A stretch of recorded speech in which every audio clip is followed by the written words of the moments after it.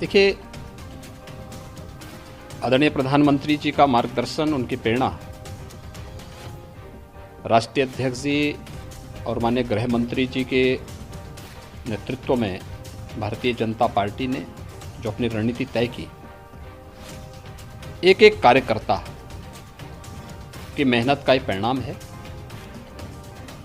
कि हम लोगों ने देश की सबसे बड़ी आबादी के राज्य को कोरोना से पूरी तरह नियंत्रित करने में भी सफलता प्राप्त की है। और आज पंचायत चुनाव का जो परिणाम सामने आया है, 75 में से 67 सीटें भारतीय जनता पार्टी ने जीती हैं। और ये परिणाम सामने आ गया है कि जो ट्रेंड प्रदेश की जनता ने आदरणीय प्रधानमंत्री जी के नेतृत्व में 2014 में उत्तर प्रदेश के अंदर रखी थी, 2014, 2017, 2019 वही 2022 में भी रहेगी, इसमें कोई संदेह नहीं होना चाहिए। आज की इस जीत के लिए मैं भारतीय जनता पार्टी के सभी कार्यकर्ताओं को हृदय से बधाई देता हूं। जितने भी नवनिर्वाचित जिला पंचायत के अध्यक्ष हैं, उन सब का हृदय से अभिनंदन करता हूं।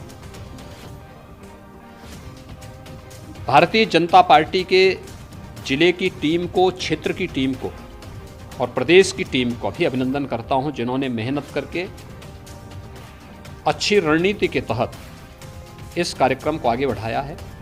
और मैं प्रशासन को धन्यवाद देता हूं कि शांतिपूर्ण तरीके से प्रदेश के अंदर पंचायत चुनाव का ये दौर बहुत शांतिपूर्ण तरीके से संपन्न हुआ है। उत्तर प्रदेश ने 2017 के बाद से कानून व्यवस्था और शांति और सुरक्षा का जो एक मानक स्थापित किया है, आज पंचायत चुनाव का एक बहुत महत्वपूर्ण दौर संपन्न हुआ है।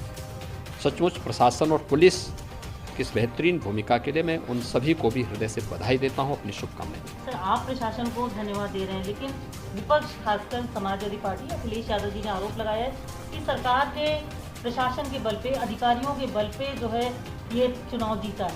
देखिए, दो चीज़ें साफ हैं। अगर हम लोकसभा चुनाव जीतते हैं या विधानसभा चुनाव जीतते हैं तब ईवीएम पे आता है। तब उन्होंने मांग की थी कि बैलेट पेपर से चुनाव होने चाहिए। इस बार बैलेट पेपर से चुनाव है तो अब वो प्रशासन पे आरोप लगाने लग गए। केवल दो बातें मैं कहना चाहता हूँ।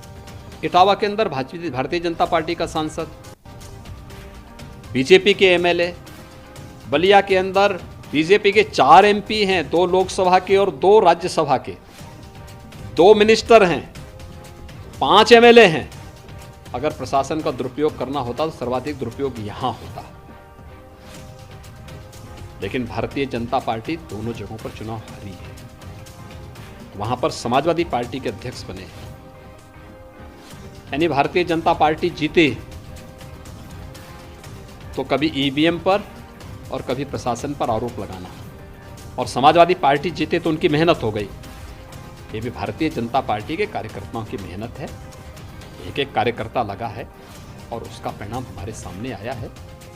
और मैं इस बात को कह सकता हूं कि कार्यकर्ताओं की मेहनत 2022 में भी आदरणीय प्रधानमंत्री जी के मार्गदर्शन, उनके नेतृत्व में यही ट्रेंड आगे बढ़ा करके चलेगा। ये कह रहा है कि हम जो है 2022 के लिए जिस तरीके समाजवादी पार्टी छोटे छोटे दलों से मिल रही है, बात कर रही है, ओवैसी जी कह रहे हैं आपको रोकने के लिए वो हर हाल में इंशाल्लाह प्रेयर करेंगे। आप कैसे देखते हैं इस तरीके के? देखिए, गठबंधन पहले भी हुए हैं। 2017 में कांग्रेस और सपा का गठबंधन, 2019 में भी एक गठबंधन हुआ था। बड़ी बड़ी बातें की जा रही थी। जनता सबको देख चुकी है। आज उत्तर प्रदेश की जनता दंगाग्रस्त, अराजक, गुंडागर्दी, वंशवाद, जातिवाद से उभर करके आदरणीय प्रधानमंत्री जी के नेतृत्व में एक भारत श्रेष्ठ भारत के साथ, नए भारत के नए उत्तर प्रदेश के साथ आगे बढ़ रहा है। इसलिए इस नए भारत के नए उत्तर प्रदेश के लिए जब उत्तर प्रदेश की जनता जाति, मत, मजहब, क्षेत्र और भाषा से ऊपर उठ करके आगे बढ़ने के लिए तत्पर हो, तो ये सब गठबंधन कुछ नहीं कर सकते।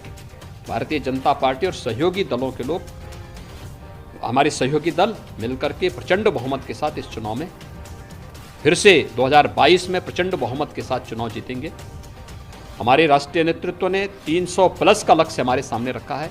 300 से अधिक सीटें भारतीय जनता पार्टी जीत करके आगे बढ़ेगी, इसमें कोई संदेह नहीं।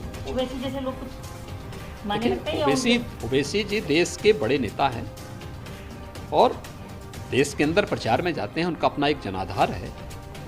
अगर उन्होंने भारतीय जनता पार्टी को चैलेंज किया तो भारतीय जनता पार्टी का कार्यकर्ता उनके चैलेंज को स्वीकार करता है। भारतीय जनता पार्टी की सरकार बनेगी, कोई संदेह